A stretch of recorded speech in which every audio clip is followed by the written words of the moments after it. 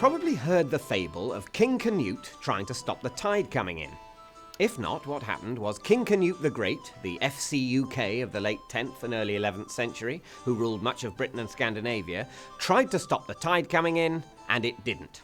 No surprises there. But what's interesting is that there are two basic versions of the story. In one, he was a foolish, power-crazed king who thought he could do it and couldn't, at which point the whole of his court pointed and laughed and called him a silly wet king. In the other version, it's his stupid courtiers who think he can do it, and he proves them wrong in a way that shows he is wise and humble, though still ultimately soggy.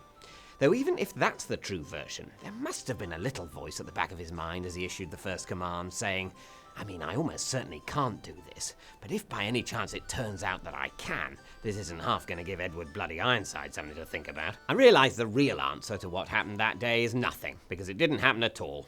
Canute is just a figure on which a myth about a proud and or humble king somehow got pegged. It's odd that they picked such a solid, not particularly semi-mythological historical figure. Canute's not like St. George or Midas, people who may have existed but we have so little other information about that lots of myths about killing dragons and turning things into gold have got invented to plug the gap.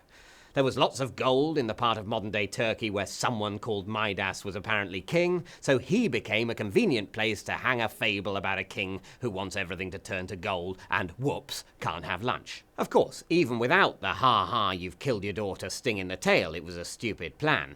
Even if it had worked out precisely the way Midas hoped, the effect would not have been Midas becoming incredibly rich with all his new gold saucepans. It would have been the value of gold would plummet, and both his new gold and his old gold would be equally pretty but worthless.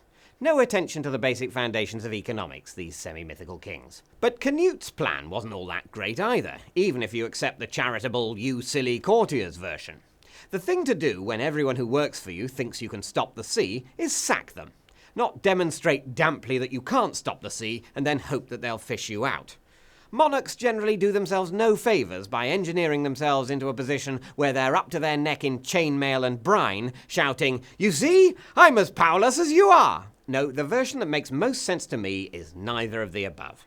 I reckon what actually happened, leaving aside that, as discussed, nothing actually happened, is that Canute and his courtiers were equally sure of the big man's tide-stopping powers at first. I don't know who started it. Maybe a courtier said to Canute, "You're so great, I bet even the sea would do what you told it." And Canute replied judiciously, "Yes, fair point, I reckon it probably would." Or maybe it was the other way round. In any case, when the whole experiment was carried out, I think everyone, king and court, was backing the guy in the royal purple corner over the entity in the vast wobbly blue corner. But then, when the waves began lapping at the royal knees, Canute, who didn't get to be called the Great without being a quick thinker in a tight spot, turned to his courtiers and said, "Well, I hope you've all learnt a valuable lesson here today." That's what I'd have done.